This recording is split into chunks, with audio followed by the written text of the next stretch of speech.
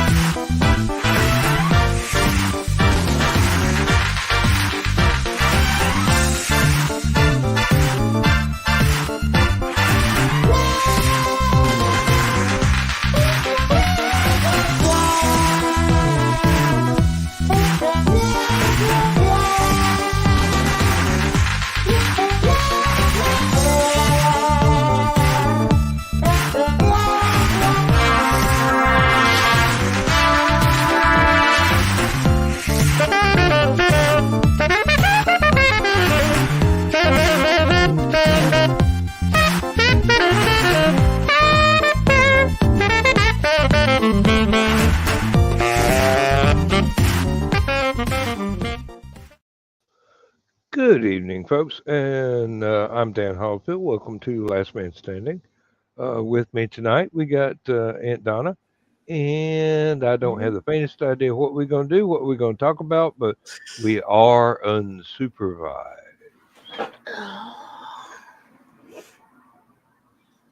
That means I don't have to behave, right?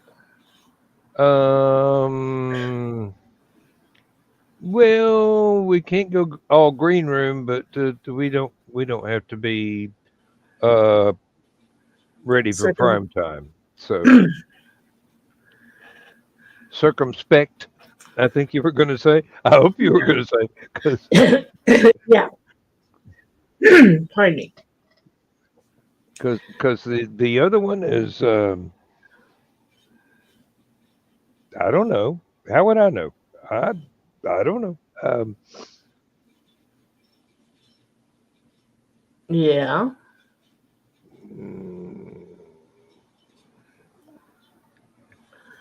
Oh well.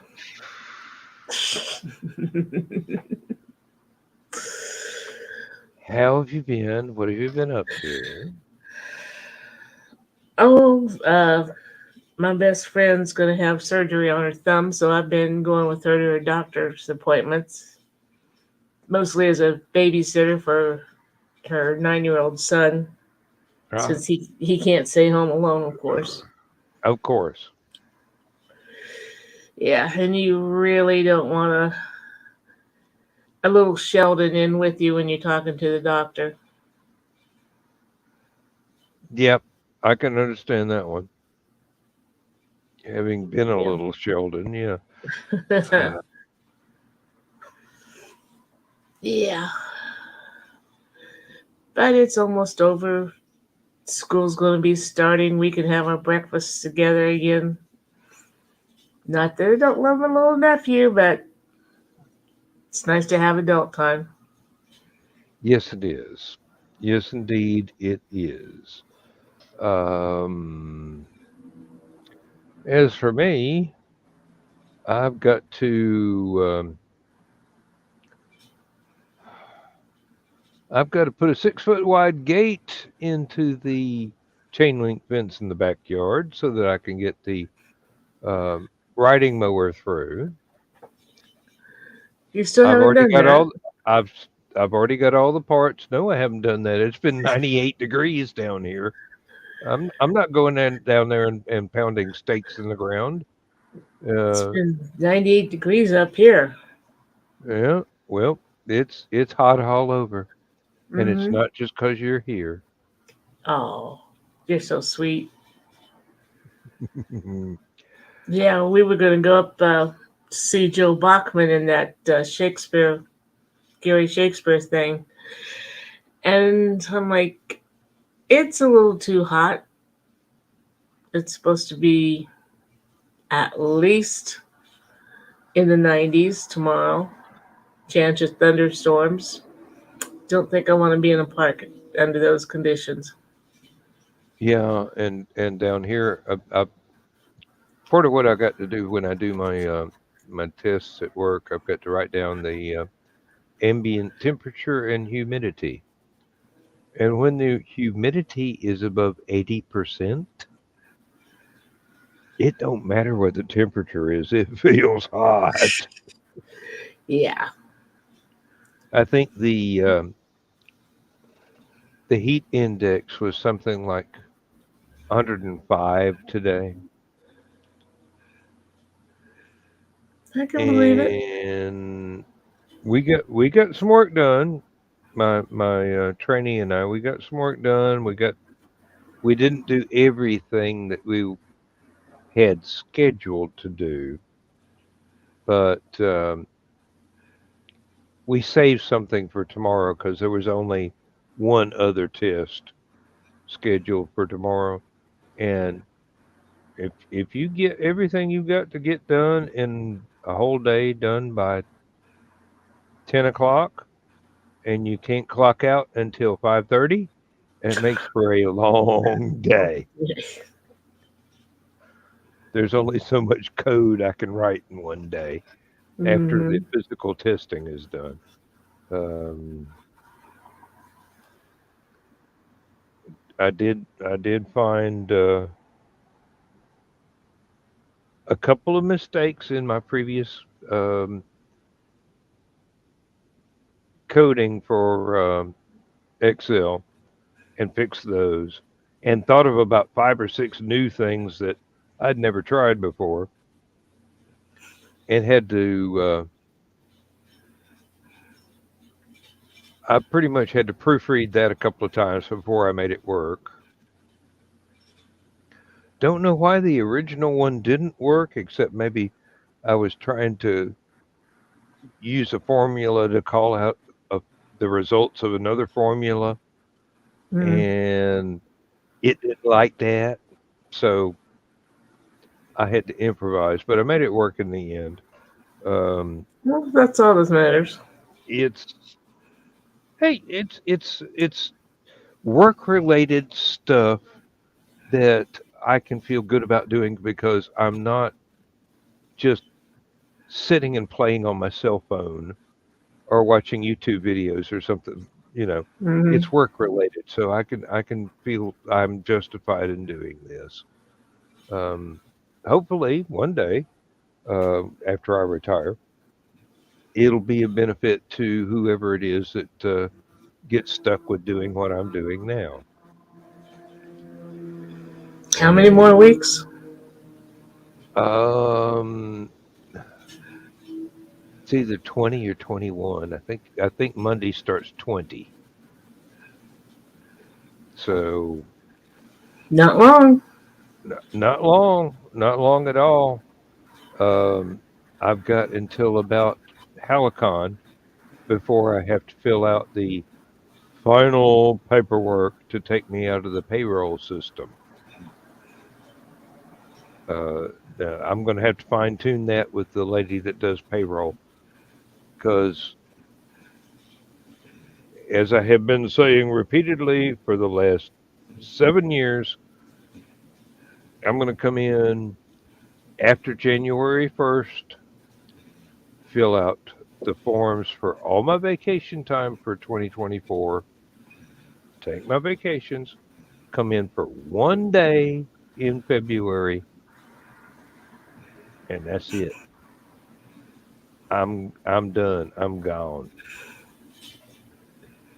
Um, and it's scary. Yeah. It's actually very scary because this would be the first time in almost 50 years that I did not have a weekly paycheck coming in. I'm It's not that I'm suspicious that my pension is no longer going to be there when I try and pull money out of it, but I'm suspicious that my pension is no longer going to be there when I try and pull money out of it. I don't. I find trusting corporations very, very difficult. Uh, I have expected that there will be some huge disaster that winds up giving them an excuse to steal everybody's retirement money. And it'd be just the day that I start going, hey, where's my check? It's been known to happen, but hopefully it won't happen to you. I certainly hope not. I mean, the company's been in business for 260, 270 years now. They shouldn't declare bankruptcy just because I retire, but then I do an awful lot of work. So,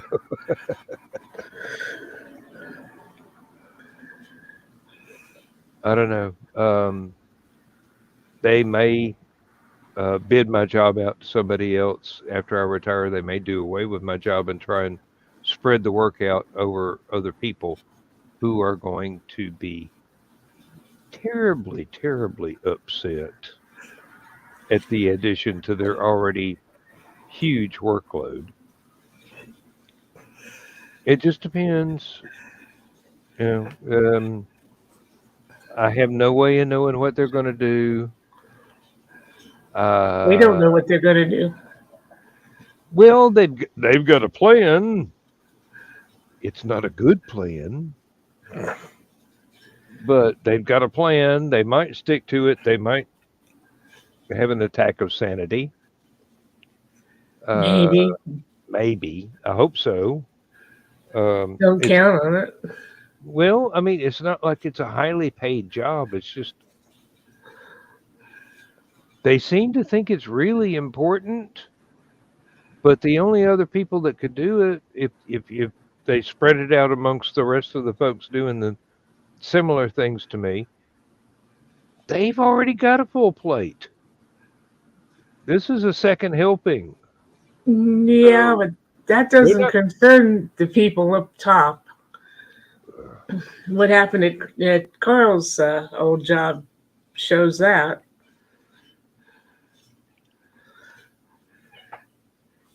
Well, it's probably very, very similar. Um, it's not like it would even save them an awful lot of money. It's not that highly paid a job. Mm-hmm. It's just they think it's important. They want these numbers from the tests that I do.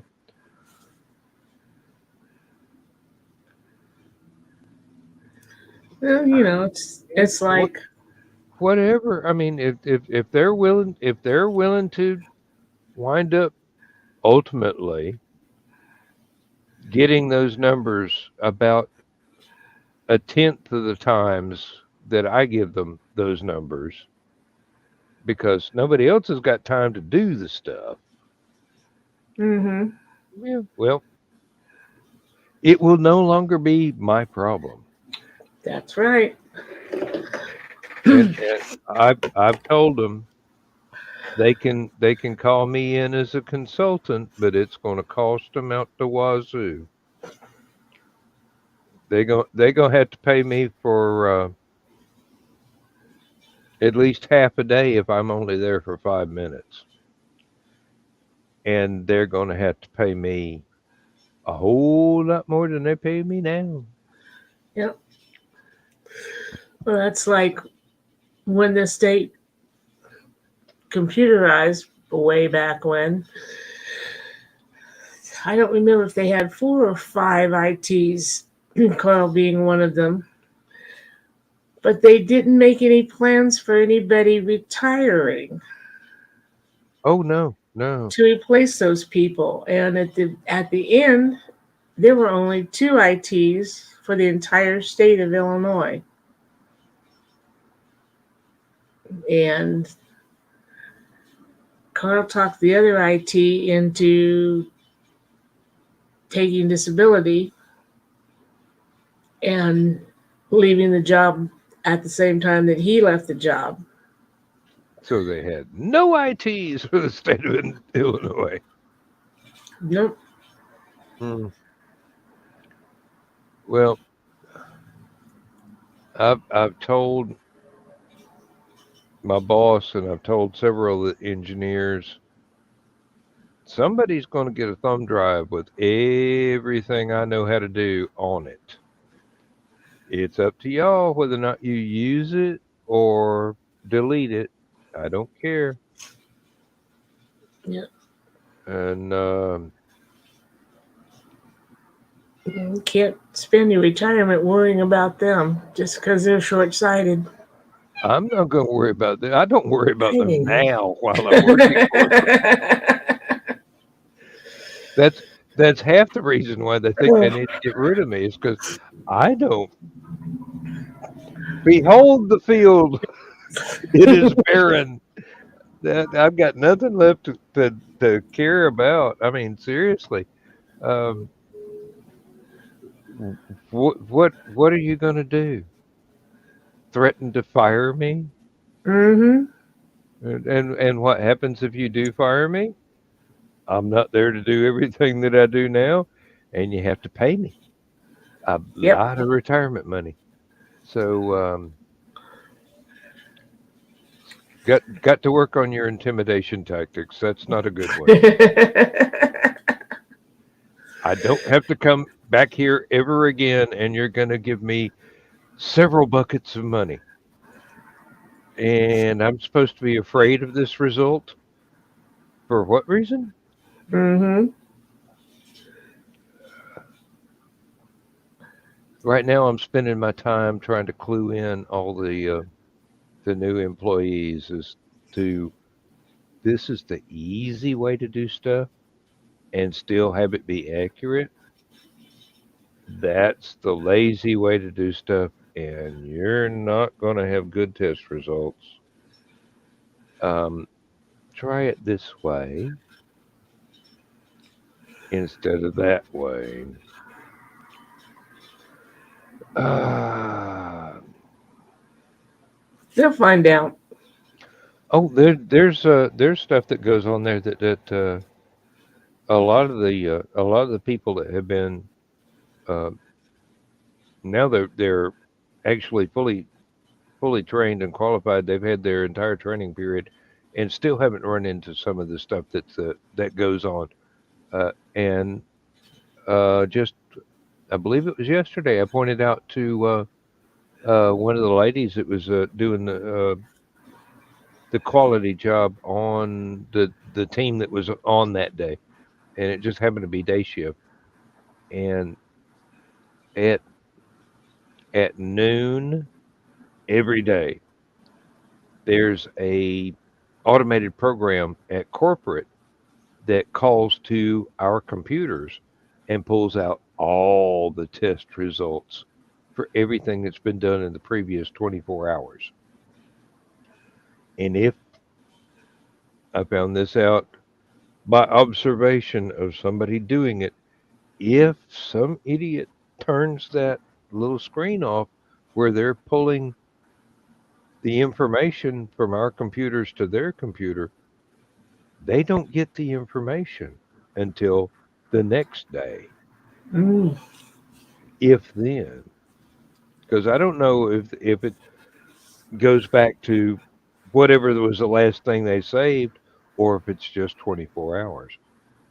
Corporate called my supervisor and complained that they were not getting their daily updates of all the test results of the previous 24 hours. Turns out A trainee had seen that screen pop up on the computer, but he had something he had to use that computer for. Oops. So he killed that screen and stopped the information transfer. Corporate was not pleased. I imagine.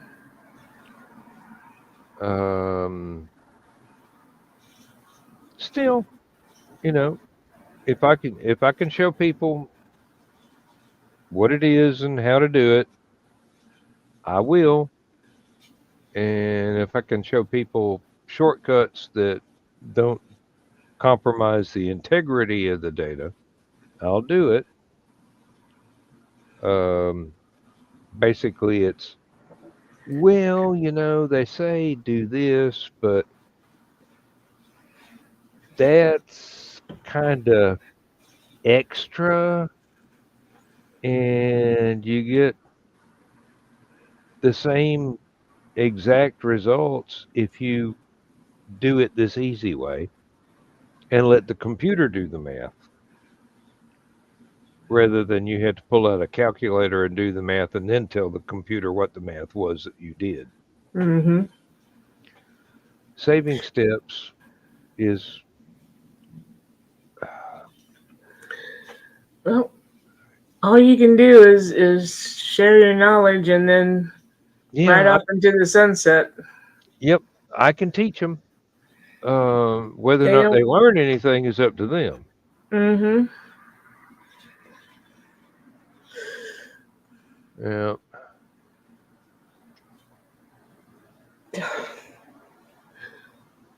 Mm. I was reminded by an email today that I should have been staying caught up on the Secret Wars on Disney, the one of the new streaming shows. Mm-hmm. I have watched a couple of episodes of it, and since it was only ever being uploaded on Wednesdays, I was going, okay, great. Um, I'll give it another week or two, and binge a couple of 30-minute episodes or whatever. They may be 30 minutes, they may be an hour. I don't know. I didn't pay that much attention. Seemed like they went by really quickly with the first Yeah. two that I watched. And I keep meaning to go back and watch it, but I got this email going, oh, you missed this, you missed that. And I'm going, well, have you deleted it yet? No. Then I haven't Then missed you it. missed it. As Yeah, long as Chris, it's some people don't do efficient. there. Well, I've always pointed out that every labor-saving device that has ever been invented in the history of mankind has been invented by somebody who's too lazy to do it the hard way. Lazy people make the world easier for everybody else. It may be complicated and difficult to set up the first time, but after that, it's pretty much automatic. Mm-hmm. Once you know what the process is, you can reproduce the process.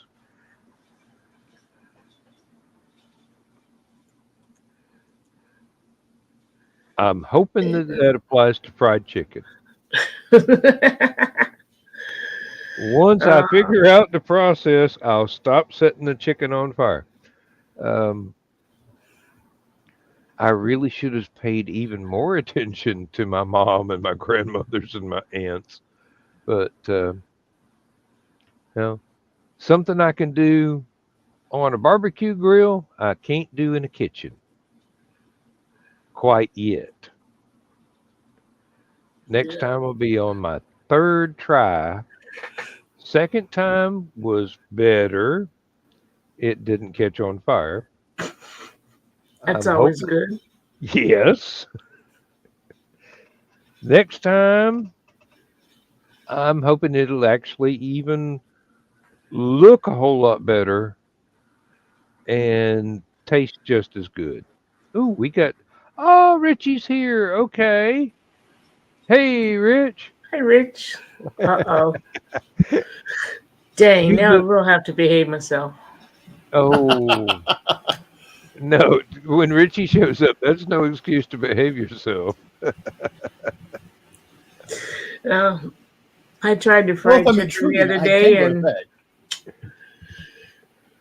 You tried to fry chicken, and I think I put too much oil in the pan because it didn't brown up. It was still kind of pale, but it tasted all right. But it just didn't look like fried chicken ought to. But then again, I never did claim to be a cook. uh, Too much oil, it might not have reached the right temperature by the time you started to fry it. yep. I was thinking. Well, you were saying that it probably didn't get hot enough. Now I know I've told this story before, and Sharon, I'm sorry. Chicken a My la microwave. Yes, my daughter Sharon, her mama told her how to cook a chicken, but forgot to tell her this was the instructions for the oven, not the microwave. So that half a chicken got put in the microwave for 2 hours. It was a little charcoal briquette. Mm. Now, in Um, in in my daughter's defense, she's a fantastic cook now. do y'all like the bloomin' onions from Outback Steakhouse? Hmm. They're not bad. I think the sauce that they give you is a little bit extra spicy, but Saw a recipe today on making itty bitty ones. oh, Um, you get cipollini onions, and then you cut down them like you would, like you see hmm the bloomin' onion. You put them in the egg wash and get them to fan out a little bit. Then you put them in your flour and spice mixture. And um, the lady that the guy in the video was copying put them in oil to fry them, um, but the guy in the video used the air fryer, and they look tasty as all hell. I've had them maybe twice at the restaurant. Hmm. They were really good, but the sauce the restaurant gives you is a little bit.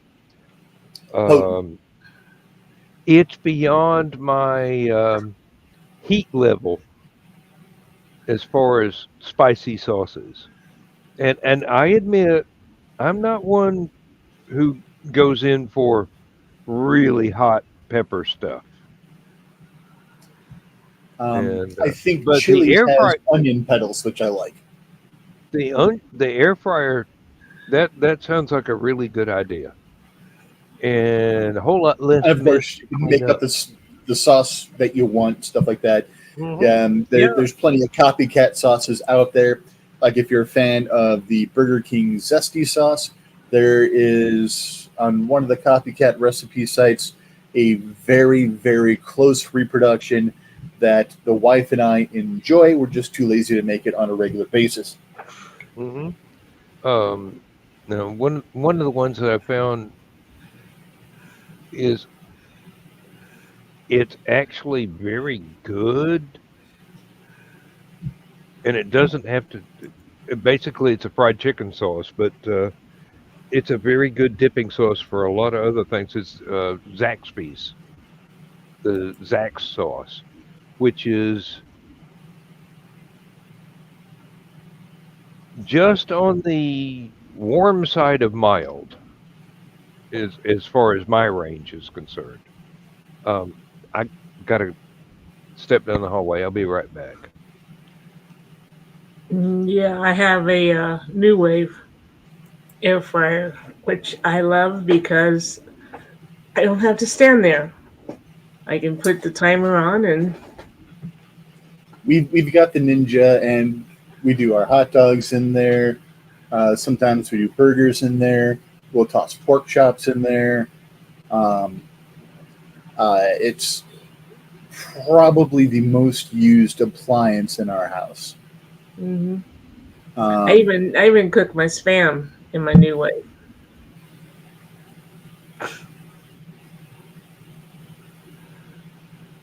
Fried spam is the best way to consume spam. And I see it as a very viable source for that. It made me think of, if I want some fried bologna, toss a couple slices in the air fryer. That's an idea. Hadn't thought of that one. I also find I do chicken better if I cut it up in little like nuggets and then fry it.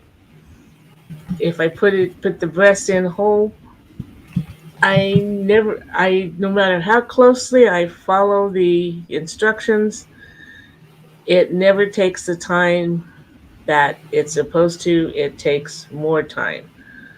But if I cut it up in the little nuggets, it does it perfect every time. Or maybe that's just me. But my best friend is the meat thermometer.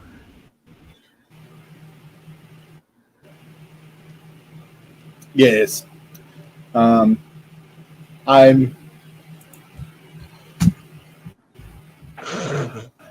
pretty okay as far as feeling the firmness of. This is going to sound not the green room. I'm pretty good at feeling the firmness of meat and being, this is about medium.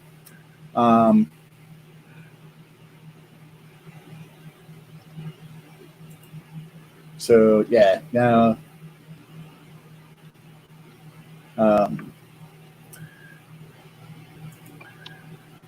now that I've got that out of the way. Yeah, sorry, I went out looking for that recipe for Chris. Oh, the RB3 pepper sauce I see in the comments. Yeah. Oh, I That's actually what did. I found. I don't know how close it is, though, Chris. I actually did get Lindsay an air fryer for well, it wouldn't have been our wedding anniversary. It must have been. Well, it was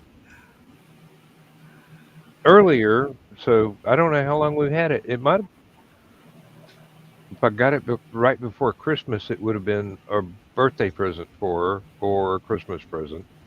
I forget the occasion, and that's a whole new learning curve right there. Plus, you automatically have to do smaller portions because you've only got this little drawer. And, I think Misty bought ours for our anniversary present because she wanted one. I'm like, all right. Well, I'll probably get a lot of use out of it too. So, yeah. Lindsay didn't say anything about wanting one. It's just,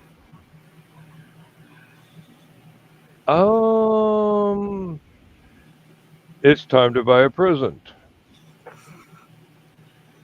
Yeah, that's what Well, I like I can about the afford new that. wave. It seems to be a lot bigger than the other air fryers that I've seen. I wish they had one that was a little high capacity. Mm-hmm. You can find them. You're paying an arm and a leg from them from Emerald Lagasse's affiliate sites and stuff like that. Yeah, really, or a restaurant supply store. But Misty was looking for a way to make some of the fried foods that we like healthier without as much grease and oil. Because grease and oil for a diabetic, not the best thing in the world. Hey, yeah. We've got enough heart issues as it is. Thing. And oh Lord, she's learned how to use it. I need to learn how to use it. But the big problem is we have so little spare counter space that you had to pull it out. That's the reason use it a lot because it's front and center as far as stuff that we use. We Like have our to. Instapot and crock pots are pushed away. That's front and center. We would have to take the microwave out entirely in order to have room for this. We've got so little kitchen counter space left. I mean, it's a tiny house. I'm wondering. I won't say anything. Hey, it's a couple of extra baskets and little stands our for it. entire house could probably fit in 2 rooms of Donna's house. Probably.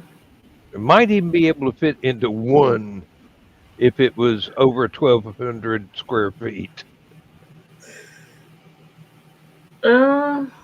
Yep, that's about the size of my living room. Uh-huh. Mm-hmm.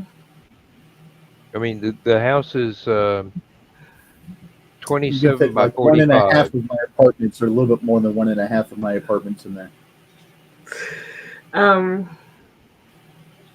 I've owned cars bigger than this house. We got one of those heat transfers when the boiler died, and I don't remember how much space it's supposed to heat or cool,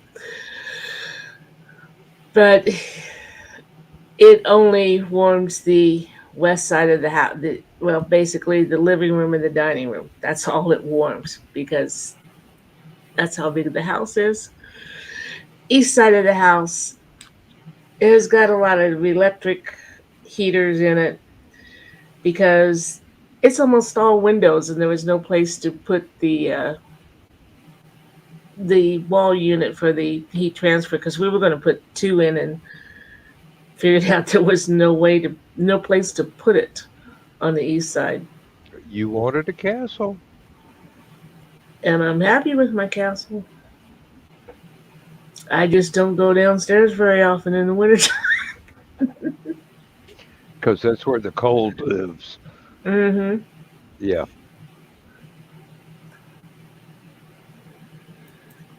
Well, when our furnace went out and I realized they would have to tear the house down to put another furnace underneath the house in the crawl space.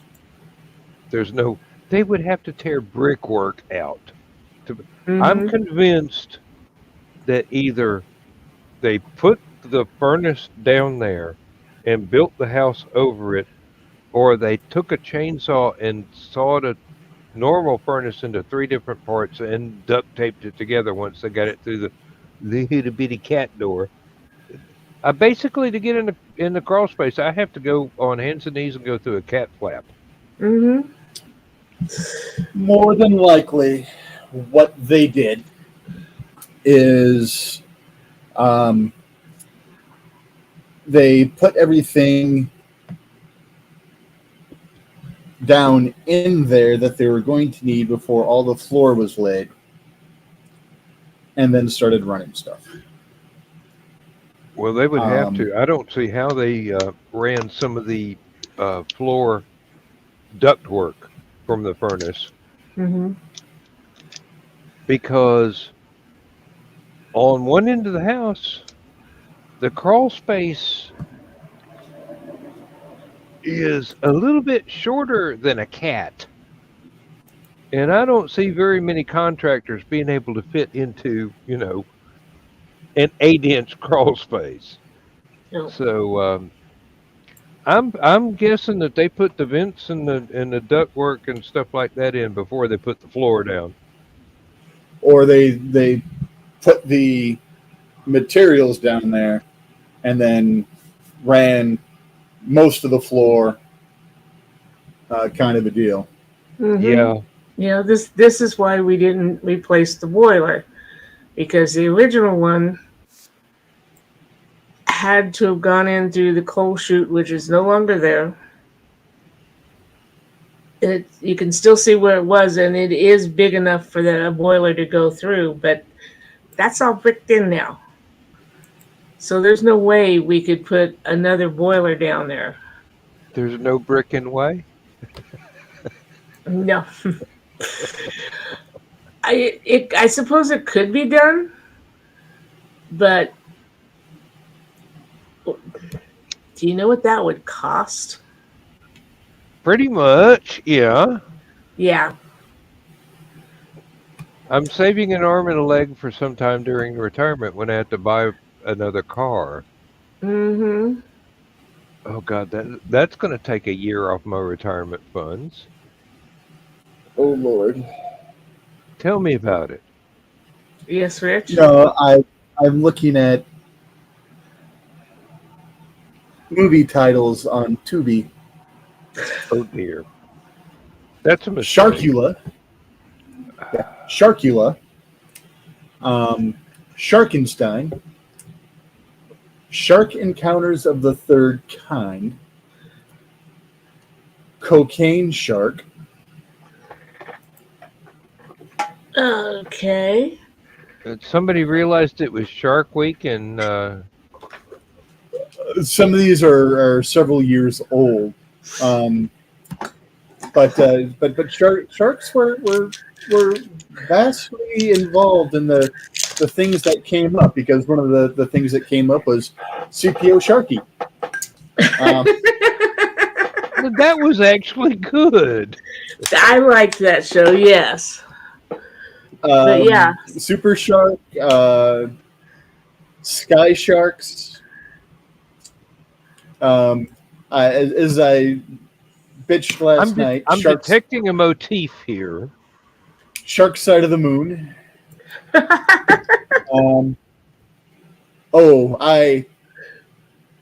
Sounds like Carl named some of these.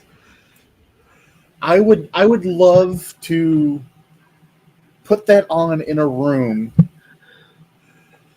where Stephanie is in attendance,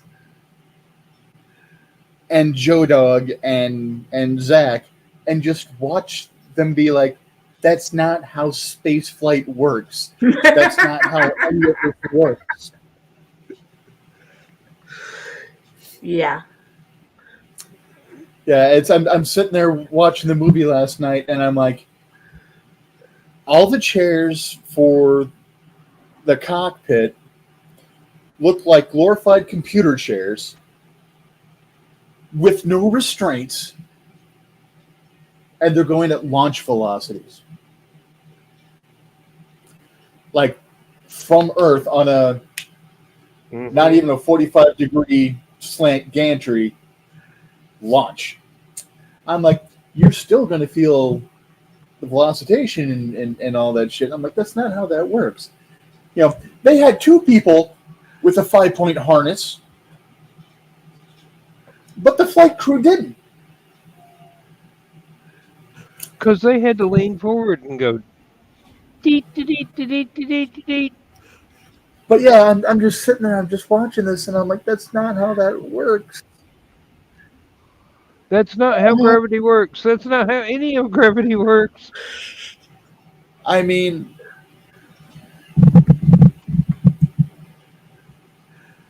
I think someone hired Roger Corman. No, Roger Corman has much better work ethic and effects than this. Now that's a condemnation that you seldom hear. I've seen amateur YouTube videos with better production quality. A lot of really bad CGI, a lot of really bad suits. Now, granted, they're much better than I could make. But just because I can't make it look pretty doesn't mean I don't recognize when it looks pretty. And I watch a lot of good and bad horror movies. 2 syllables there. Horror. Not whore. Horror. Yes. When I was younger, I watched the horror movies. Now I watch the horror movies. Actually, I watched the horror movies back then, too. Anyways. It's just, oh God, so bad. I know. Have you ever saw another one that seen was the nice nod to Nick, Corn Sharks? Corn. No, Sharks of the Corn. That's what it was. Sharks of the Corn. Corn. Because always talking about the corn sharks. Sorry, Dan. I didn't mean to talk over you. If you build it, you will get eaten. If you build it, dun, they will come. And you'll need a bigger boat. Sharks. I was just going to ask you if you'd ever seen the supposedly non-existent cut of the Roger Corman Fantastic Four movie.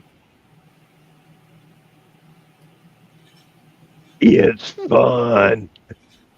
It's actually bad, good, but it's fun. The costumes are bad. The special effects are bad. The movie itself is fun. Yeah, it's fun, but they knew they weren't writing a serious movie to begin with. Well, so they didn't realize that at the time it was we'll lose the copyright if we don't do this. The actors didn't realize it. The writers and the production crew did. Oh, okay. So I'll accept that one. That's why they had fun. And and sometimes you just gotta say it's only a movie. Because I love the Fast and Furious series. For the story, they have stories. It has a plot. It has a lot. No, I love it for the fantastic action scenes that are so freaking improbable in real life. I loved it when they were driving that tank along the super highway over in Europe. I like that sort of thing. Doesn't happen in real life, but maybe that's a good thing. I wouldn't want to be run over by a tank. Now, yeah, it's like when I watched the A-Team movie. Part of me wondered about the logistics of the tank thing. Could it actually be done? Could you actually fly a tank that way?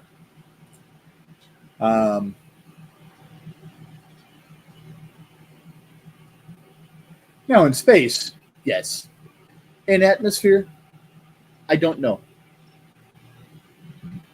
In World War II, the tanks that were parachute dropped from gliders for D-Day were smaller than average. And I know that because Lindsay's dad was the navigator and radio operator in one of those tanks that was dropped in France behind German lines on D-Day. But did they fire their main gun to correct their landing? No, but they probably wanted to fire it at the glider pilots and dropped them and got the parachute lines tangled in their tank tread so that they had to jump out under German fire with their knives and cut the parachute line so they could drive the tank out of the field of fire they had landed in. Just tells you how strong paracord is. If the tank transmission won't bust it. Oh, now this was like a 3-man, and it was a tiny 3-man tank. There were larger ones that were dropped. There were smaller ones that were dropped too. D-Day was, let's just throw everything at it and see what works. And fortunately, enough of it worked. And the other part from the A-Team is, and I'm talking the movie, not the series, is would they actually have the munitions inside the tank if they were just moving it from one base to another? More than likely not. I would think exactly the same thing, because you don't want that accidentally going off in flight.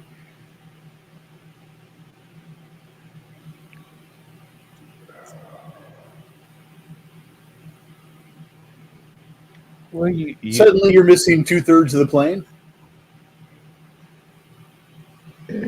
Yeah. which is never a good situation. There used to You be a you side don't to want that plane there. you don't want a sunroof in a plane. It's not necessarily supposed to be a convertible. Oh Lord! But yeah, now I'm starting to overthink it again. So, but it was a good popcorn piece. Like, oh hey, that's a fun idea that someone thought up. I wonder if it would really work. Meanwhile, part of my brain's going, I don't think so. I don't believe anything in a movie's going to work. But maybe that's just me.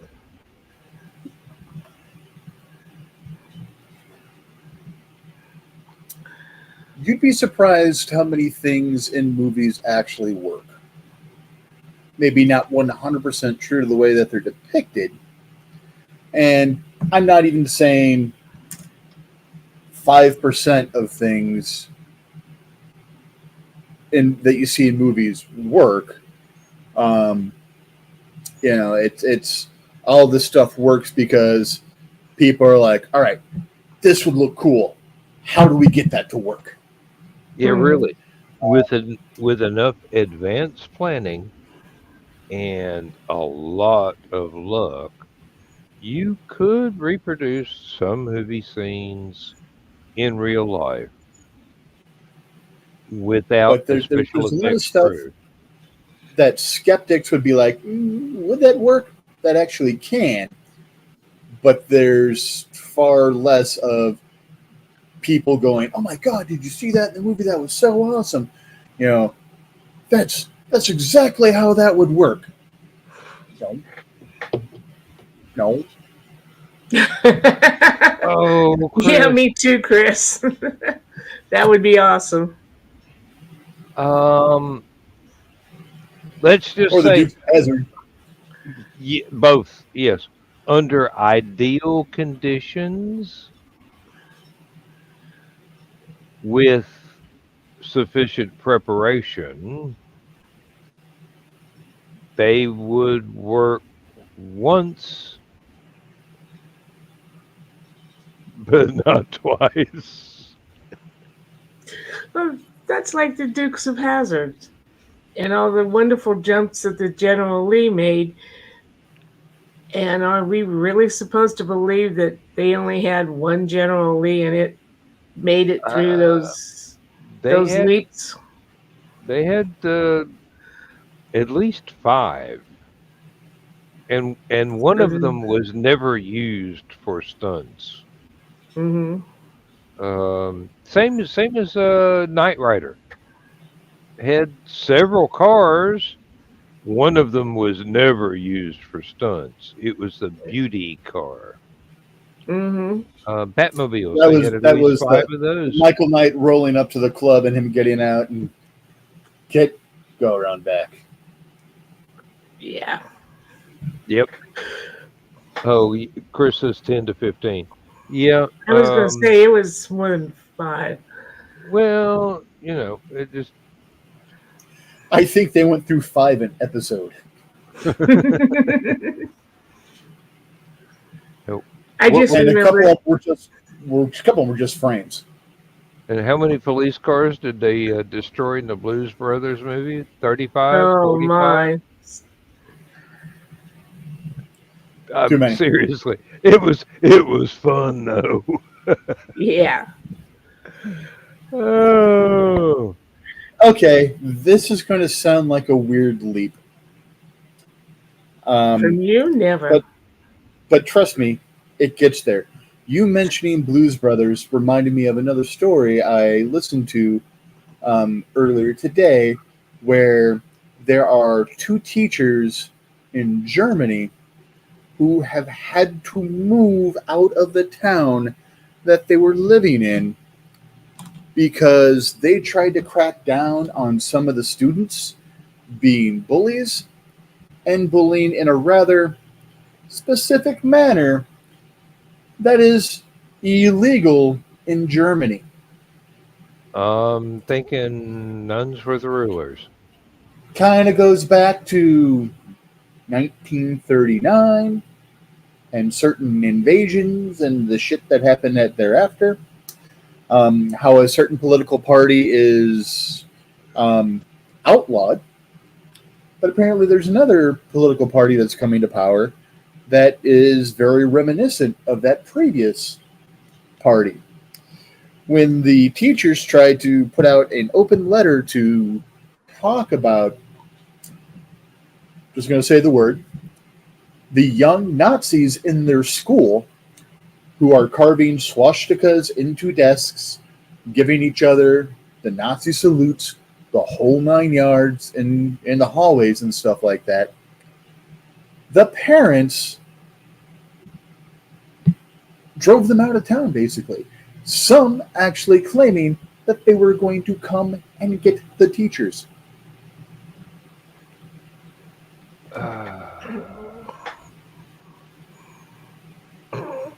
Considering how illegal all of that stuff is, you would think the students would wind up in prison.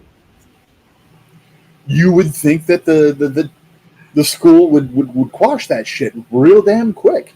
And you would think that, I don't know, the parents would be like, no. You know, we saw that movie play out once. No. But I'm wondering if history is going to repeat itself. History always repeats itself. If people fail to learn from it, it repeats itself lots of times. Mm-hmm. And it gets worse and worse and worse every damn time. That's the part that nobody mentions. But here's the thing. I thought if that political party was to rise up and come to power and do its stupidity again, I thought it would have started in Texas.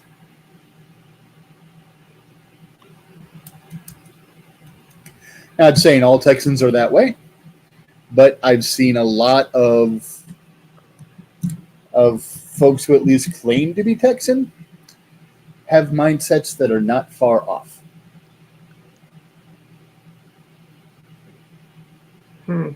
They just have different scapegoats.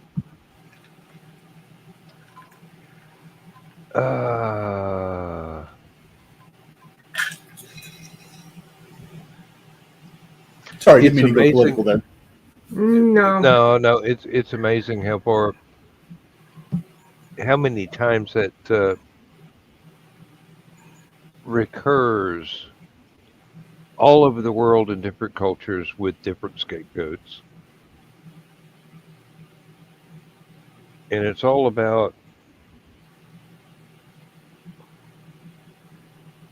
the ego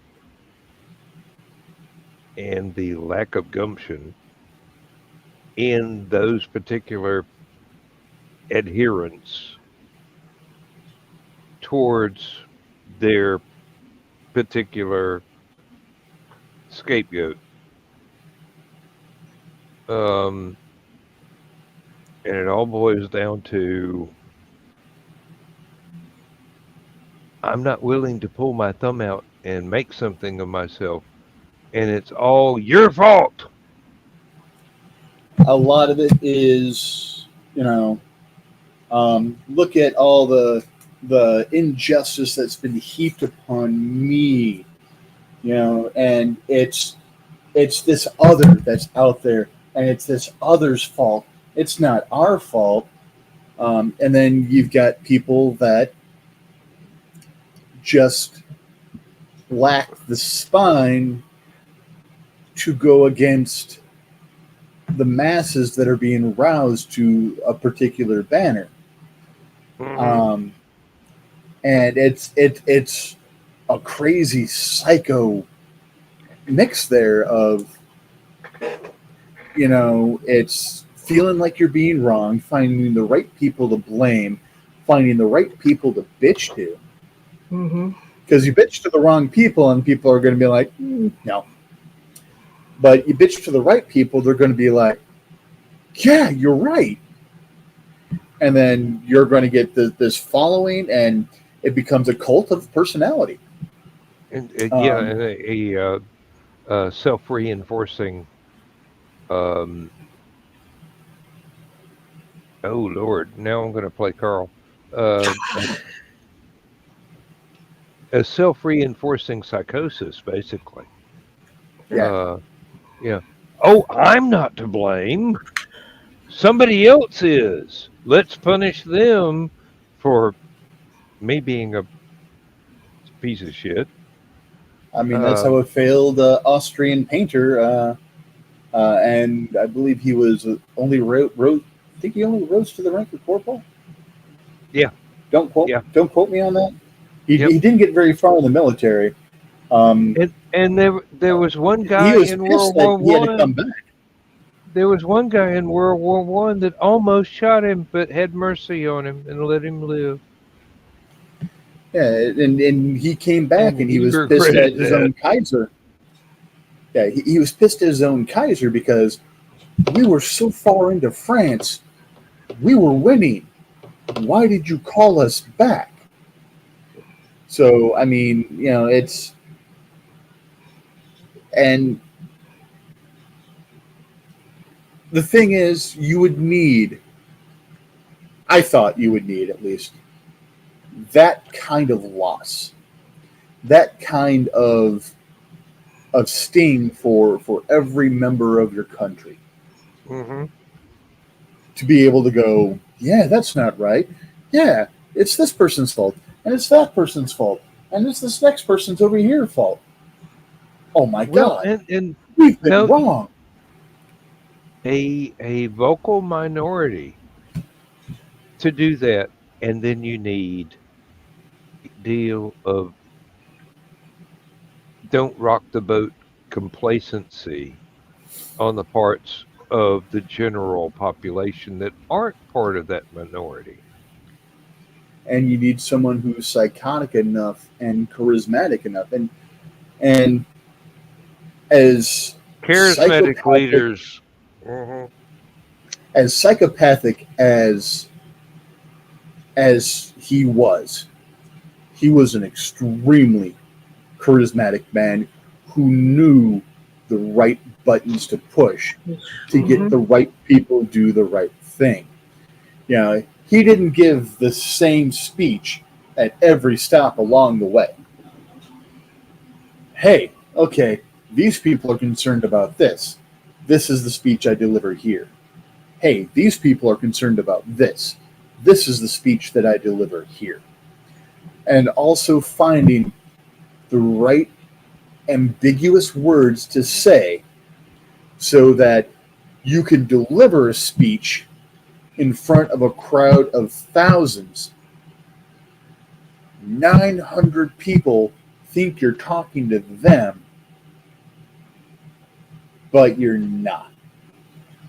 You're leaving it just ambiguous enough that Hmm. these 900 people maybe agree on three things, but this group believes this group believes that group believes that, but they all hear a speech that says he's talking to me. Hmm. And I mean, Well, and that sort of thing has been. It's actually been going on in one form or another as long as we've had any kind of civilization. Mm-hmm. It's just when,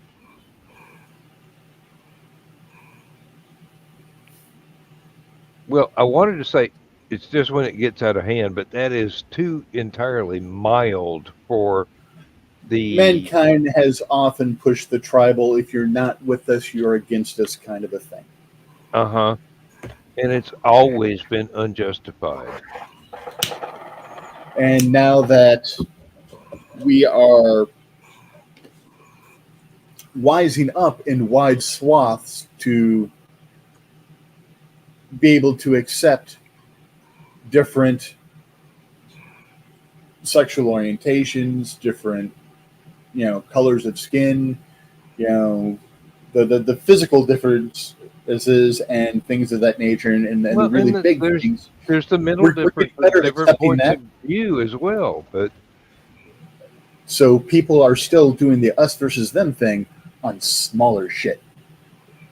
And again, they're trying to amass this tribalist thing of us versus them. yep, and it keeps working. Mm-hmm. 2 million years, and it keeps working. Uh, Well, look at Schools are cult leaders. It's the yeah, same thing. yeah, look at schools, bullies, much smaller scale, much more amateur hour, same thing. You're Mm-hmm. fat, you're too smart, you're setting the the curves and stuff like that.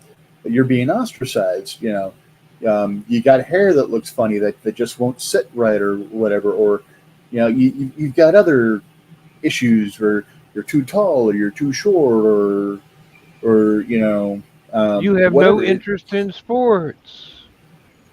You read books. You're weird. You make good grades. Yeah, yeah. You ruin the grading curve. You read DC comics, you read Marvel comics. That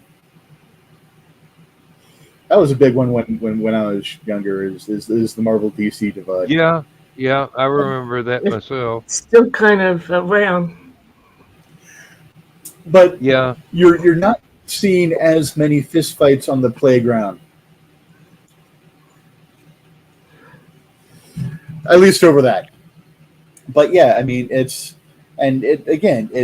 finding the right thing to say, and for those who are trying to figure out how I got on this bent, um, Blues Brothers, Illinois Nazis. I hate Illinois Nazis. Made me think of the previous story that we were just talking about. Um, but yep. yeah, I just found that weird as all hell that is making a comeback in Germany of all places. Uh, Germany, where at least okay, when I was going to school and we were taking German, we were learning a lot about German culture and history and stuff like that. At least back in the late 80s, early 90s, the German national anthem was outlawed in Germany, at least the first two lines. Deutschland, Deutschland, über alles in der Welt. Mm-hmm. Germany, Germany, overall in the world. So it's, they were usually okay with their stuff not being sang or played, and if it was, again, they cut out those first two lines and sang from then on. But a country that was that dedicated to fight against that kind of thing, it's creeped back in through the window when someone wasn't looking. Yep. And I hope they managed to stamp it out, and it's just a minor thing. But back then, there was still an East and a West Germany. Germany had not reunified yet. So I'm wondering how much of the Russian and Soviet controlled East Germany mentality has been invading to kind of bring back that kind of thinking. Now, granted, that might not have been going on, but that is at least how East Germany was played back in that day and age in media. They were just played as puppets to Russia, and of course, at that point in time, almost everything Russian was evil. Rocky IV, Rambo, 2 and 3. Red Dawn. Red Dawn. But just it was funny back then. A lot of anime, Americans were the bad guys unless Russians were involved, and then the Japanese and the Americans were fighting the Russians. Because technically, Russia and Japan are still at war from World War II. Because they can't agree on this one peninsula. Oh, I think it's there. It's either a peninsula or an archipelago. I can't remember which. It's over near Kamchatka and the Koreas, and yeah. Russia claims it is theirs. Japan claims it is theirs.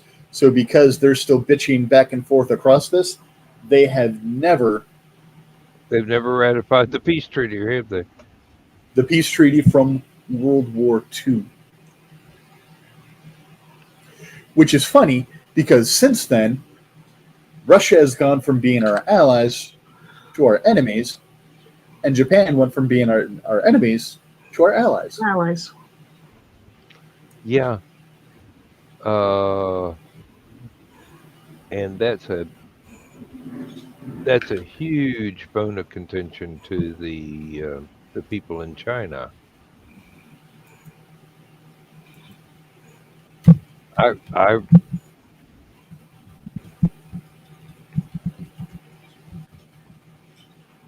I still remember seeing footage from movies, home movies, taken during the Japanese invasion of China, and at the time it was called the Rape of Nanking. Some of the most horrible things I have ever seen that would only be topped by the atrocities committed by Germans against the people they decided were marginalized, the enemy, and for no damn reason. But, propaganda needs no reason.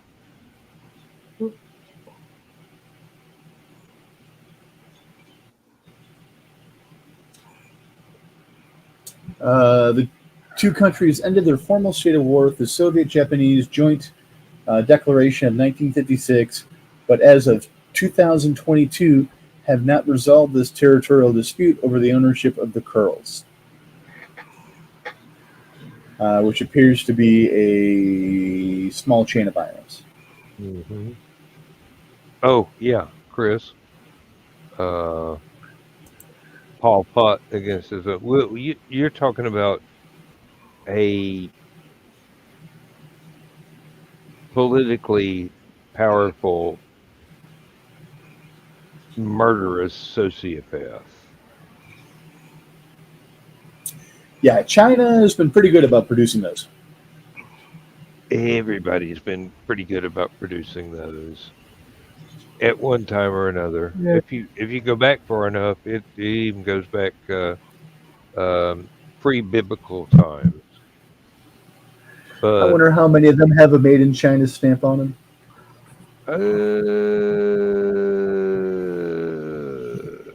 They make everything else. Why not disparate rulers? That would give a whole new meaning to tin pot dictators, wouldn't it? And that actually also would explain a lot of why these despots don't win and don't succeed all the time, because China is the wish.com place. Some stuff works really nicely, and other stuff, you got what you paid for by paying $5 for that normally $100 set of knives. Uh-huh. Gee, why don't the handles stay on for more than 2 slices or chops? Who knew that mustard would cut through super glue?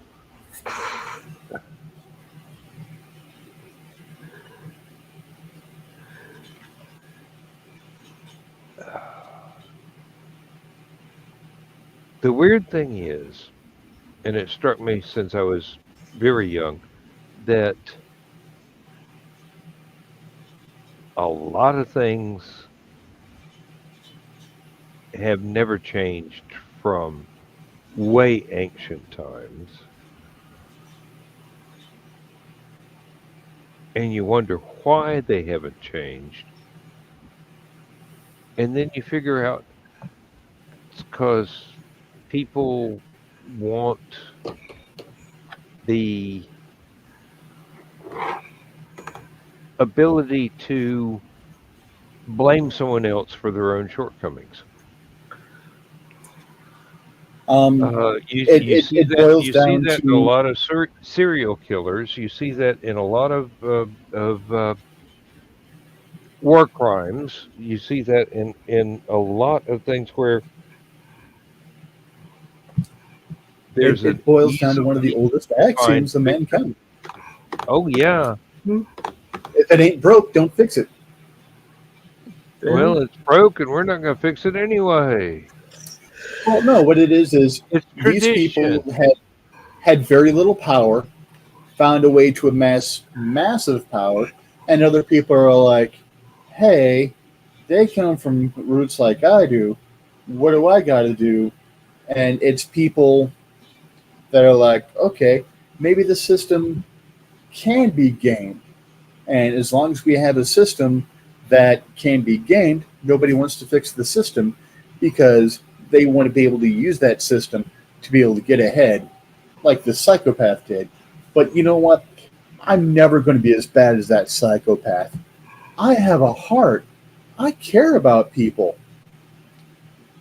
You're denying me something? Up with your head. Oh, Edie, I mean, yeah. But Lord, there we're is the putting old the world saying. to rights tonight.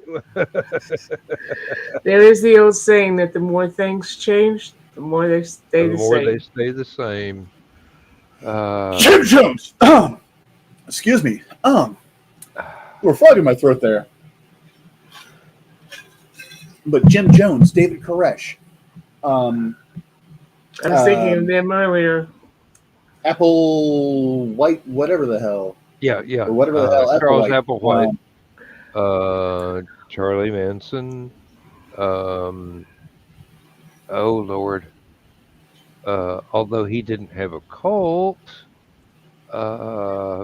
He kind of did. No, I was thinking somebody else whose name I can't remember at the moment.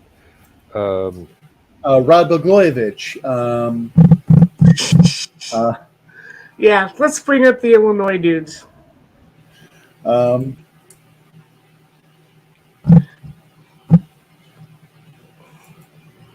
About Well, every Illinois for the last, Ted 30 Ted years? Bundy didn't have a cult, but same kind of charismatic fellow. Mm-hmm. Oh hell, why can't I remember his name? Ed. Ed Gein. Gein. Not Ed Gein. No. I would have to look up to see this motherfucker to look him face to face. The co-ed killer. Oh,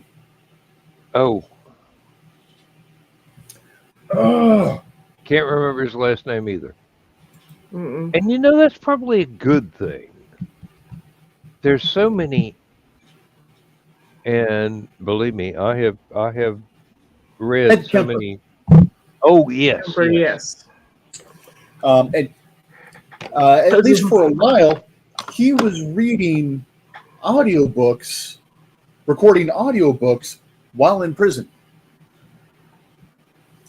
I don't remember what presses were using him to, but that's what he was doing in prison, and I guess he was mild as milk toast, and people are like, okay, fine, but yeah, so some audiobooks out there are actually read by Ed Kemper, and I think he might have been doing a reading of some Star Wars books. I don't remember.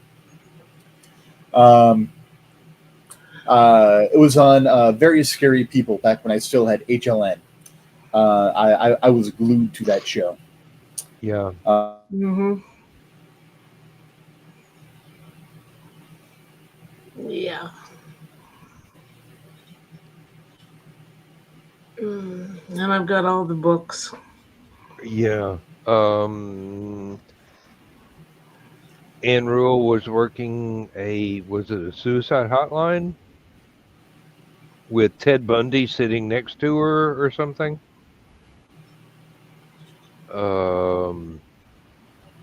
Don't remember the exact details, but it was something similar to that. True crime is one of those fields where it can get really, really strange, especially when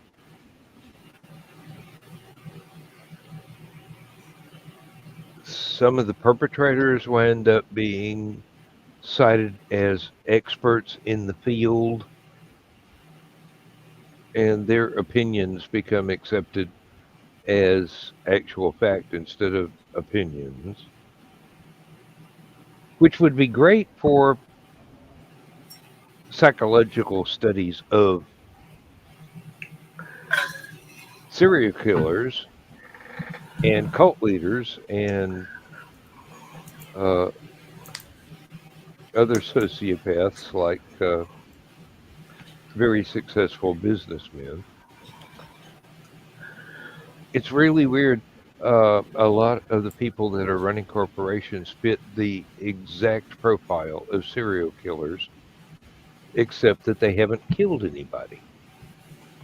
That we know of. Not physically. Yeah, or not in person. Um, they have underlings for that. Mm-hmm.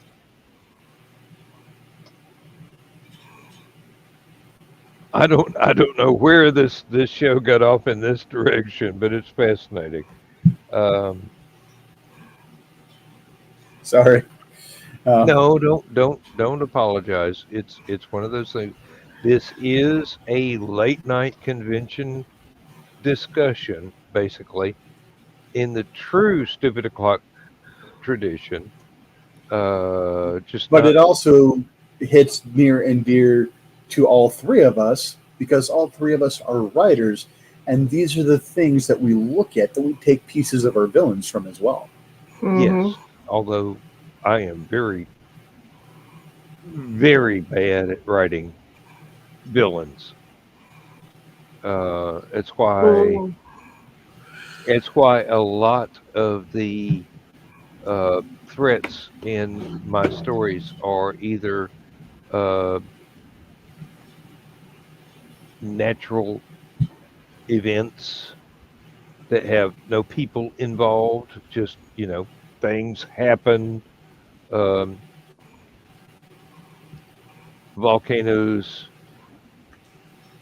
large rocks fall from the sky, earthquakes, that sort of thing, instead of an actual person who's manipulating events for their own benefit. Yeah. Yeah, I don't like my villains. I especially don't like my villains having a lot of rain in my brain. It scares me how easily I can go, you know, why don't we do it? That's right, because that would be evil and bad. Never mind. Yep. Yeah. I have two Jack the Ripper novels that I have never written because I don't want to give the historical Jack the Ripper. that much time in my brain to be able to write a book. And we're talking 2 or 3 years. No, I'm too nice a guy for that. Nope, nope, nope. Um, I've had the ideas. I know exactly what the stories should be. I have not plotted out any dialogue or scenes or anything because nope, I ain't got time to let that kind of monster have free rent in my head Mm, long enough to yeah, write a story. I have a Hunter's Ridge book a little further down the pipe uh, about a pedophile slash serial killer, in which, of course, had to go into his childhood, why he turned out this way, and everything. Hmm. And it's pretty good.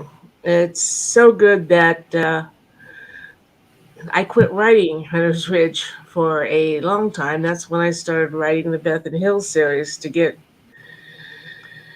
away from that story. A palate cleanser, so to Hmm. speak. Ah, oh, and that's something that writers do. They get focused on something that, hey, it seemed like a good idea at the time. Find out that, oh, this is not as much fun as I thought it would be because this character is really not somebody I want to Nasty, give yeah. headspace to. And then you switch to something else, and there are unexpected consequences to some of that plot as well. And I'm just going to write Bambi stories from now on, okay? Almost, yeah. Um, yeah, the best thing that I wrote, uh, or according to people who have read it, one of the best things that I wrote did not have a human villain whatsoever. It was a natural disaster that was the big bad. Uh, Absolutely, totally impersonal and damn near unstoppable. But people tried to stop it anyway, and not all of them came home. Uh, this was the book that Lindsay was reading when she was on the bus to come from Albuquerque to Athens to meet me in the flesh for the first time. And she said by the time she got to chapter 3, she forgot I was the one that wrote it. It was that absorbing. So I'm going, oh, this is high praise. I'll take that. Um, a reworked version of that manuscript is at my publisher now and may put in appearance as a fully published work before the year is over. Good. I certainly hope so because Long time I coming. I did a lot of work on this, and it was uh, it was the first attempt at a novel that I ever finished. It is complete. And then 5 years later, I thought of a sequel. Uh, it turned I out to know the be a murder answer to that, mystery. Chris. I don't know the answer to that, Chris. It's yes. Which one? That you met Lindsay in the Jack the Ripper chat room. Oh yes, exactly. And we were friends in the chat room for um, 10 or 11 years before we ever thought about romance between the two of us.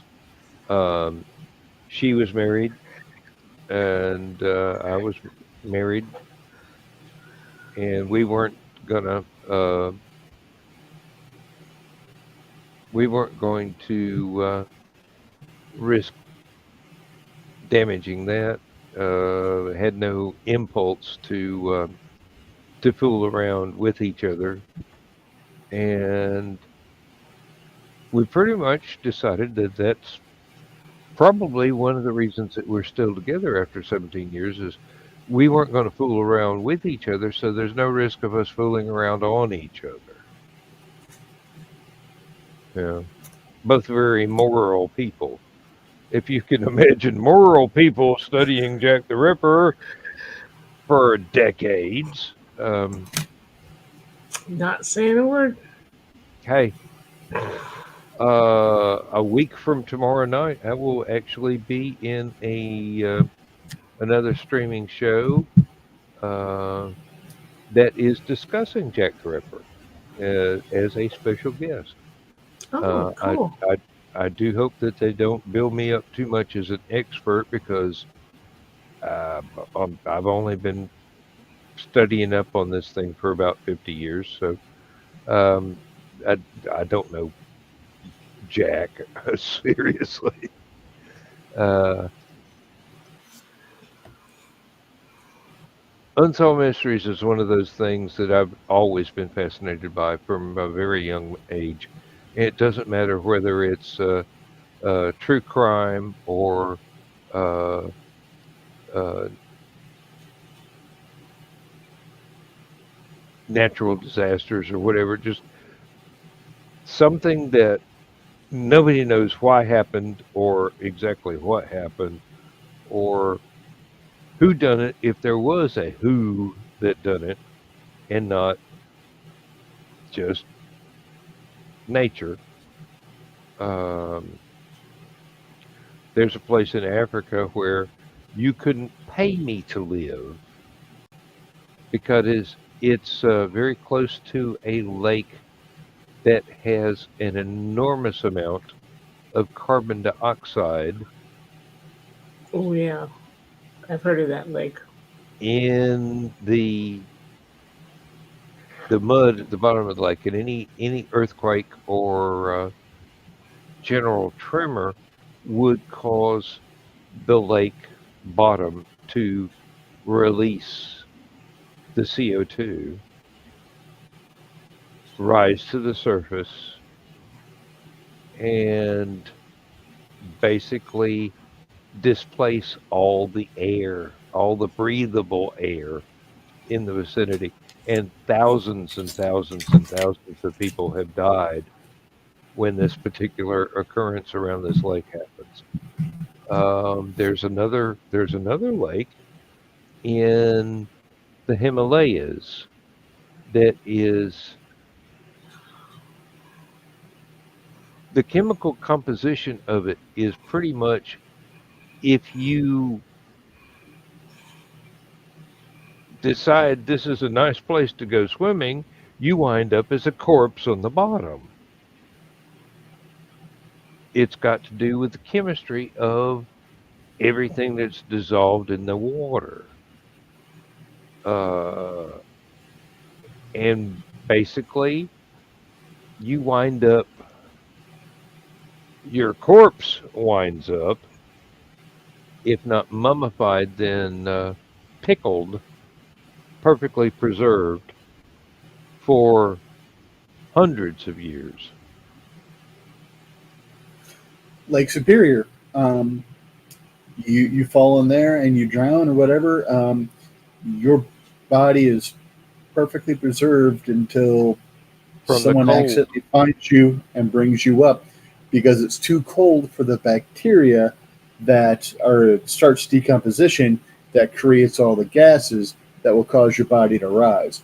Which is why in the wreck of the Edmund Fitzgerald, there's the line about not getting up or dead. Mm-hmm. Yes. Yep. And that's pretty much a historical fact right there. Well, There's pretty much it several is a historical fact right there. several lakes near volcanoes that the water is actually sulfuric acid. So even if you do manage to get close enough um, to the lake and actually get in, you'll get dissolved. Yep. But the sulfuric acid will the the fumes from it will get in your eyes. It'll get in um, It'll Lungs. actually dissolve the tissue in your the lungs. lining of Yes. your actually, just breathing in gaseous sulfur will do it. That's why your eyes burn when you cut onions, because of the sulfur being released and it's mixing with your tear ducts and stuff like that. So you have a very, very light um, density of sulfuric acid in your eyes, but that's why your eyes are suddenly, why everything feels hot and stuff like that, because sulfuric acid and water, the Hmm. temperature rises stupidly high. Um, my chemistry teacher had this saying that he loved. And he would say it in a sing-songy voice. Johnny was a chemist. Johnny is no more. What Johnny thought was H2O was H2OSO4 or H2SO4. H2SO4. Yep. So he's like, That that's why there's absolutely no gum chewing, no eating, no drinking, nothing in my classroom. that's part of the reason that the joke about chemist walking into a bar saying he'd have a glass of H2O, and the next two guys go, "I'll have a glass of H2O2," and the second two guys die because you can't drink hydrogen peroxide safely. Um, this is the way my mind works. People get used to it. Uh, Although you can gargle with it, yes, you can. It tastes like just as long as it's not a very high concentration. it. Yeah, just as long as you don't swallow it, and it tastes like snot, basically, when you're It tastes gargling horrible. with it. It tastes It, horrible, yes. it tastes so horrible. And you foam at the mouth like a rabid dog for 30 minutes. My Ah, mom tried to make me do it once for a throat infection. I'm like, I'll die. I bring the infection on. I'll die. Um, oh God, it was so freaking horrible. hmm. Um, Of course, I found gargling with warm salt water just as unpleasant, but for totally I different reasons. I don't even like the toothpaste with peroxide in it. Hmm. It tastes yucky to me. Um,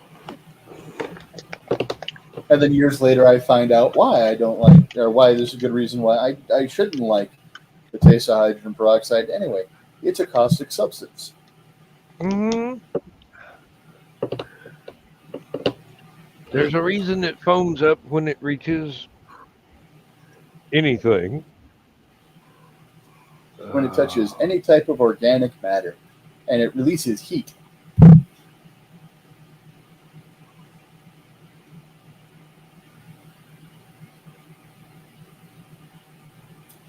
Yeah, Ma started using that to clean out some of our wounds. I'll take the rubbing alcohol, Ma. That hurts worse. I beg to differ. I'll take this. You do that. We'll be fine. If yeah, I'm just really. mopping up just something quick, like a small surface cut or something like that, oh yeah, hydrogen peroxide all the way. But if I've got a slice that's half an inch deep, 3 inches long on my arm, I'm cleaning that out with rubbing alcohol. I'm sorry. It really, and please just pass the alcohol and wash rag and the duct tape, and I'll be fine. Uh, So back when I was working at the factory, I was a mold installer for a while.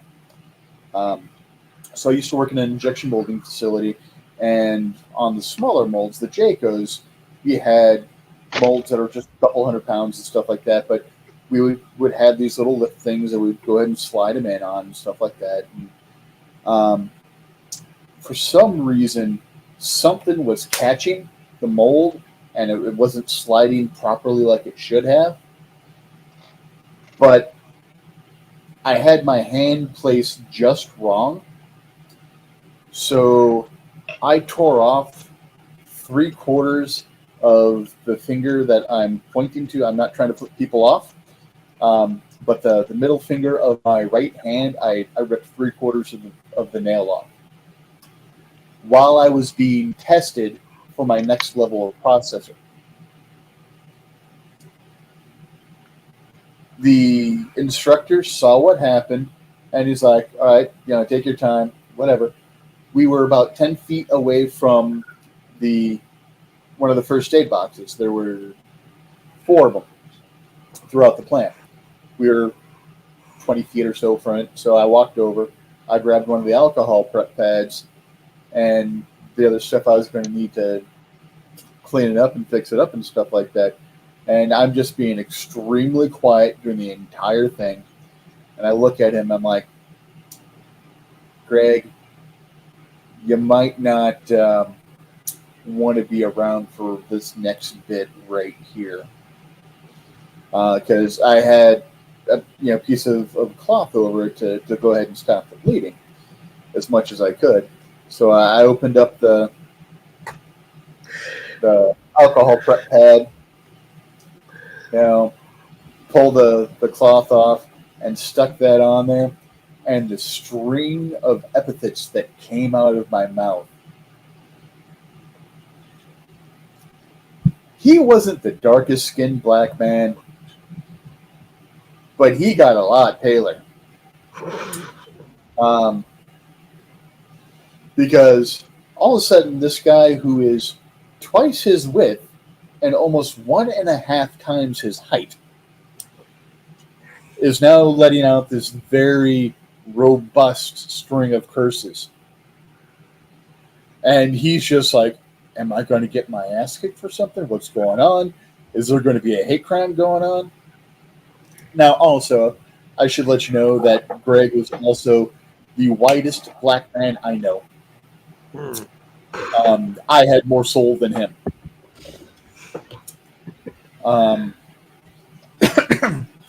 And I didn't realize I wasn't the only person who thought so. I was on good terms with the majority of the black processors, and when I explained what happened, they're like, "Yeah, he's a white motherfucker, isn't he?" But Greg sat there, watched me doctor myself, put my hand back together and everything, put the glove on over it, and finish the mold change. And he's like, "You could have waited a little bit on that to finish that up." I'm like, "Why? I'm going to have 2 more by the time I'm done with this anyway. Why put myself even further behind? I'll let it hurt at lunch." I don't have time to bleed. Yeah. It's amazing what determination will get you through. I passed my test. I Gotta guess do what you so. gotta do. Did he pass out, though? I don't know. I'm betting I probably was a story that he either told his family or new processors that he was training on the apprentice level. But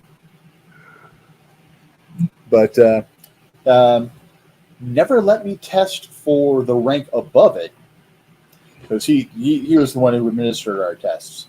So he would never let me test for any rank above that one. But he let me have that rank.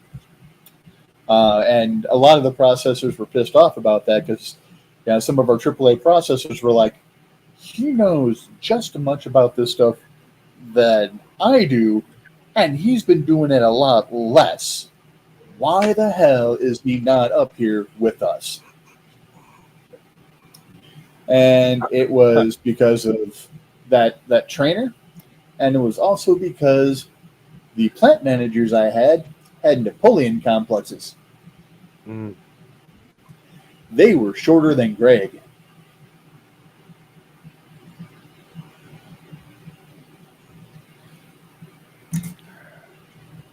If they looked at me dead on, they'd be staring me in the nipple.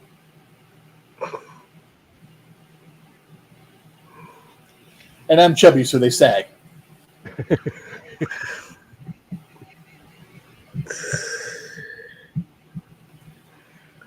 Moves like Jagger. Yes. Okay.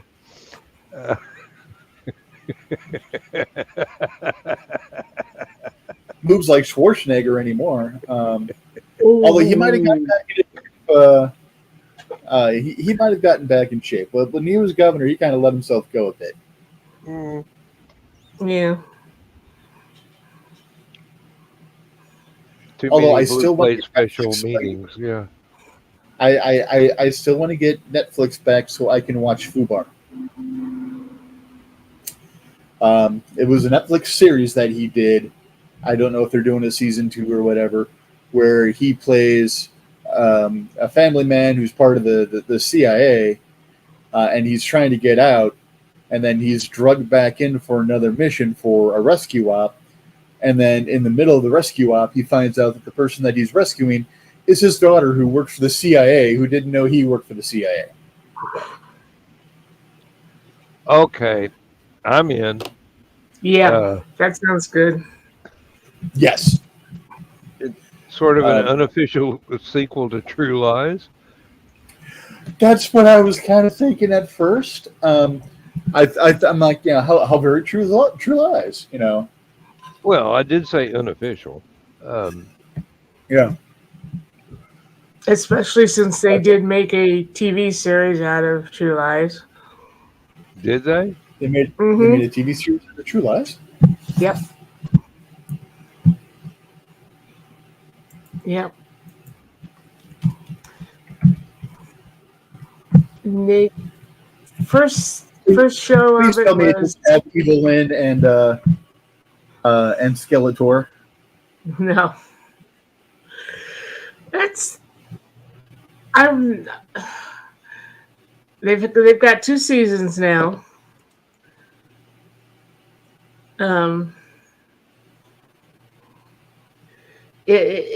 It's interesting the way they've incorporated that.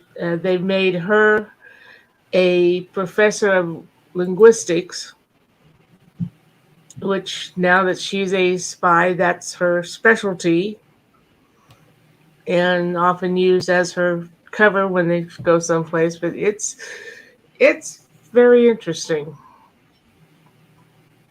I don't know if they're going to come back with a 3rd season or not.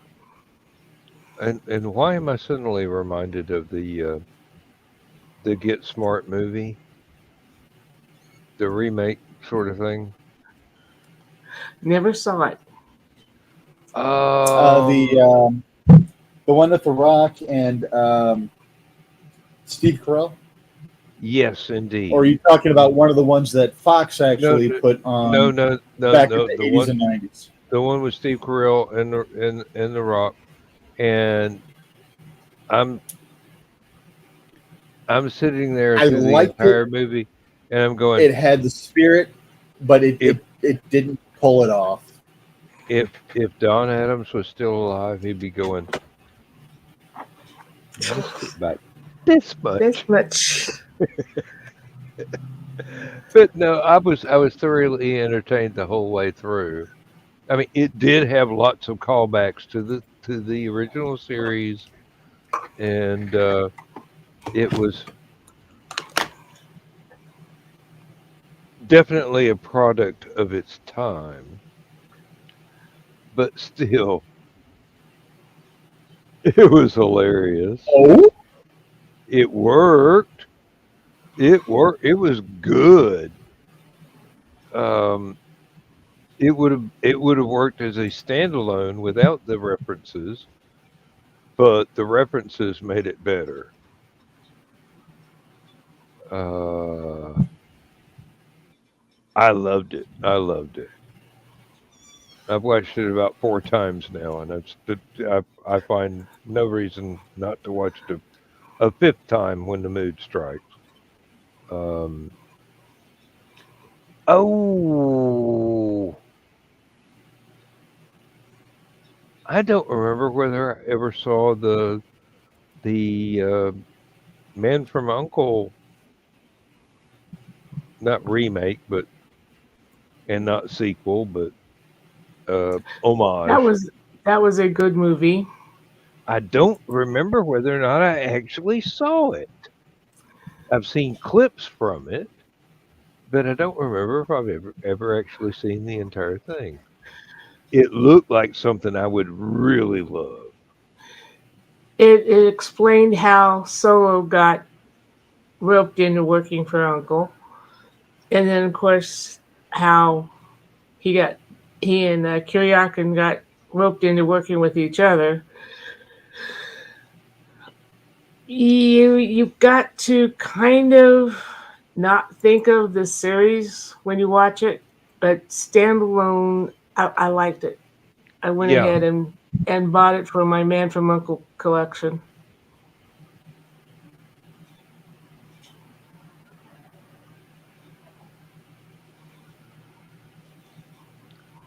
and it definitely told you what happened to Han's grandson, or great great great great great grandson, or the other way around, depending on which way you view time in the Star Wars universe. Um,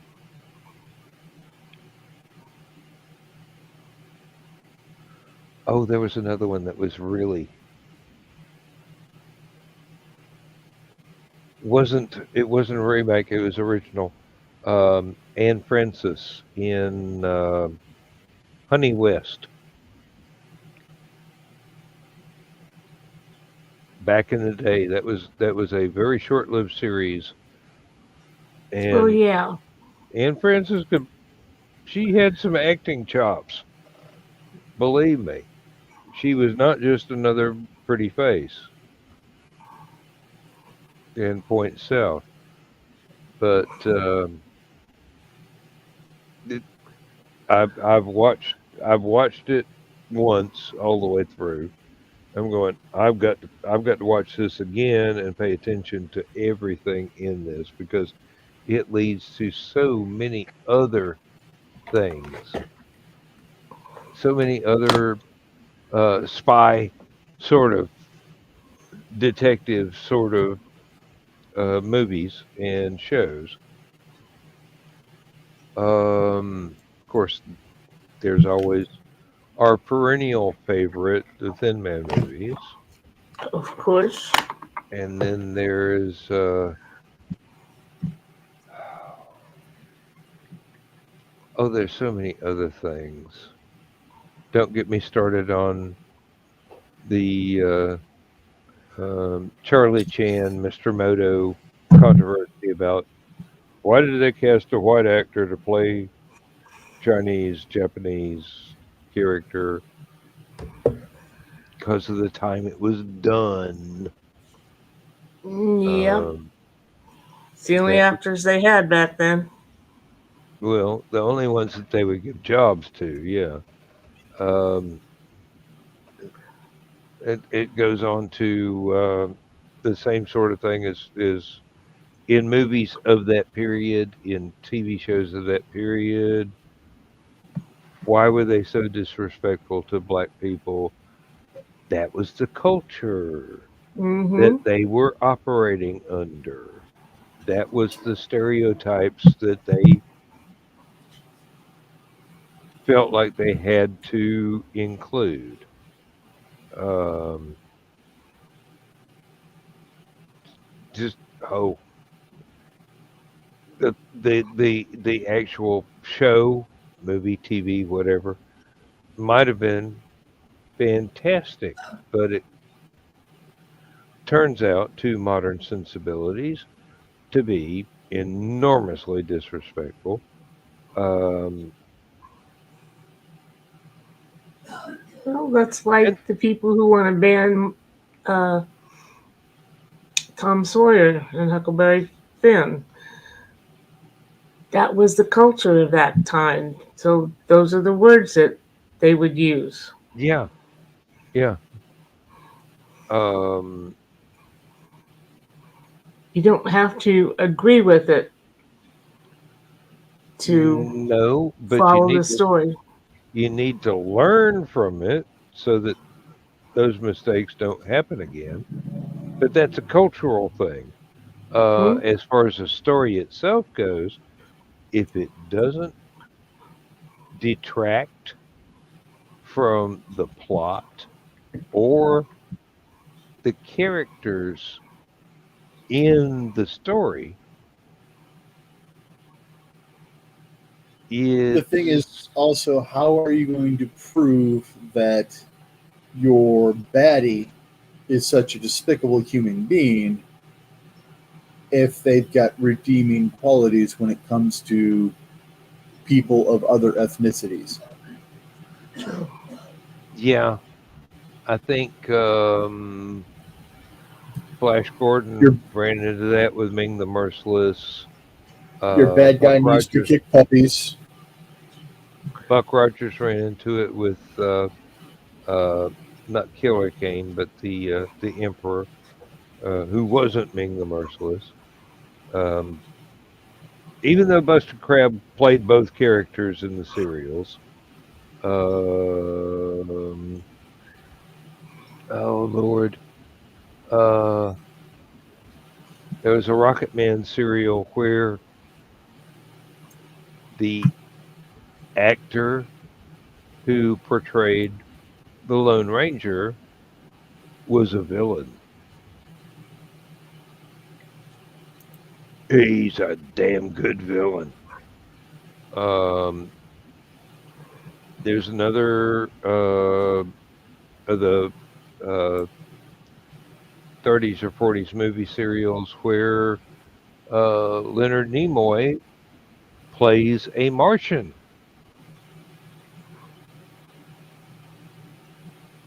and it's really strange, but it's pretty cool. He, the Martians were, of course, the bad guys, so was not a redeemable character that turned out to be one of the good guys after all. Once he learned the error of his ways, yada yada yada, blah blah blah. Um, there's a lot of things like that. I used to watch a lot of movie serials uh, just for the. It started off just for the historical interest, and then I got pulled into the serialized stories as cliffhanger storytelling. It's very very akin to plotting a comic book.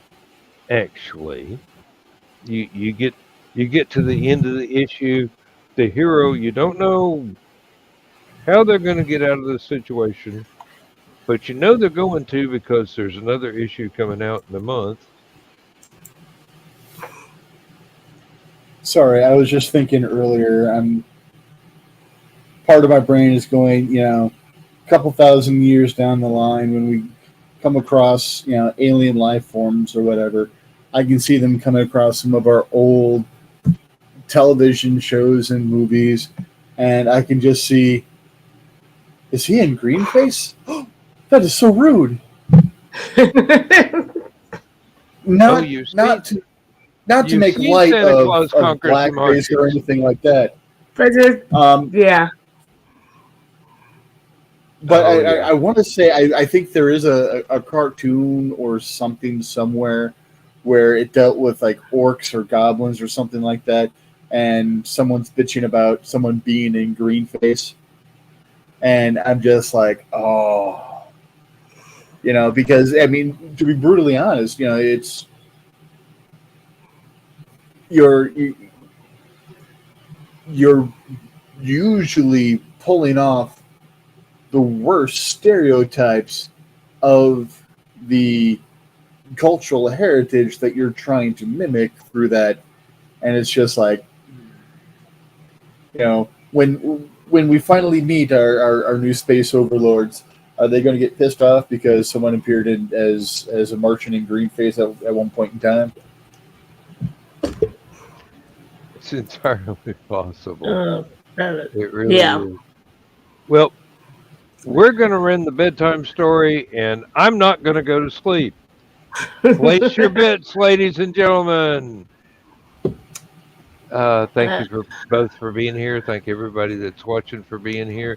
Thank everybody that will watch later for being here then while we're here now. And we shall see. And for all the people that are like, where the hell did this go? I'm sorry. I didn't mean to push that button. It went everywhere and anywhere, which is exactly what it's supposed to do. Mm-hmm. Hell, join us next week when we'll talk about, I don't know, beauty pageants or,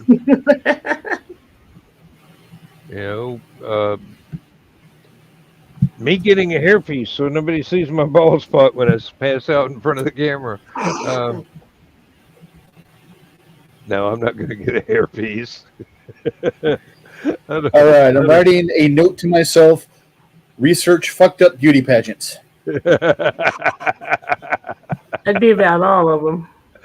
Oh, Lord. It's been fun. We hope that the viewing audience enjoyed it half as much as we enjoyed it. And let that be a lesson to you folks. Conversations, especially late night conversations, are not necessarily linear or logical. They just happen.